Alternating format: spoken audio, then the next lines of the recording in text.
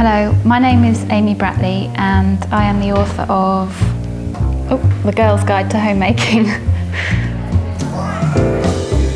My inspiration for The Girl's Guide to Homemaking came from finding 1950s and 60s homemaking manuals on eBay, and once I dipped into them and read the kind of advice and tips that they had, thought that would be a great backdrop to Juliet's love story. She moves into a fabulous new flat with her boyfriend, and on the first night in their new home together, she discovers that he's been sleeping with her best friend, and her life implodes.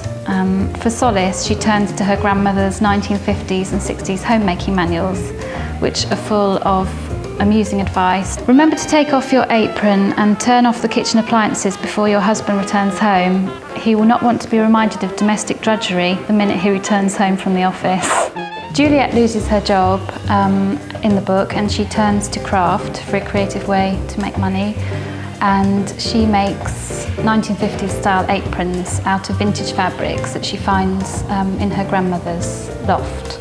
I suppose this idea came from my own experience of making purses. Here's one I made earlier. I used to sell these at Spitalfields Market, and I got quite a lot of vintage fabric from the internet and also from charity shops and things, much like Juliet. Take 15 minutes to rest so that you'll be refreshed when your husband arrives home. Touch up your makeup, put a ribbon in your hair and be fresh looking. Be a little gay and a little more interesting. His boring day may need a lift. I think those 1950s tips are, now they're amusing really to us. They seem so outdated and quite twee. But of course the make, do and mend mindset, I think we can take something from. People really want something unique and something with a history that a bit of craftsmanship has gone into. That's partly to do with the recession and partly a backlash against the throwaway society that we live in. Juliet is part of a craft club and has some very good friends there, and I belong to a craft club with two of my best friends, but we spend most of the time talking and drinking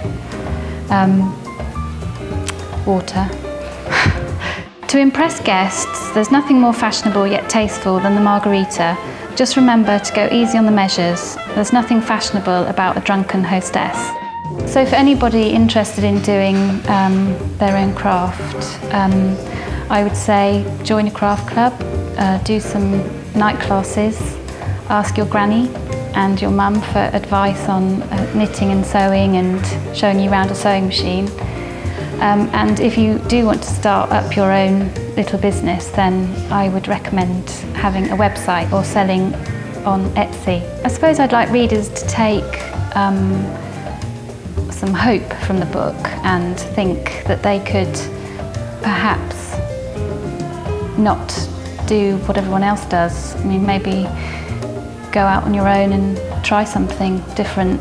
Make the evening his. Never complain if he goes out all night, does not take you out to dinner or to other places of entertainment. Instead, try to understand his world of strain and pressure, his need to relax.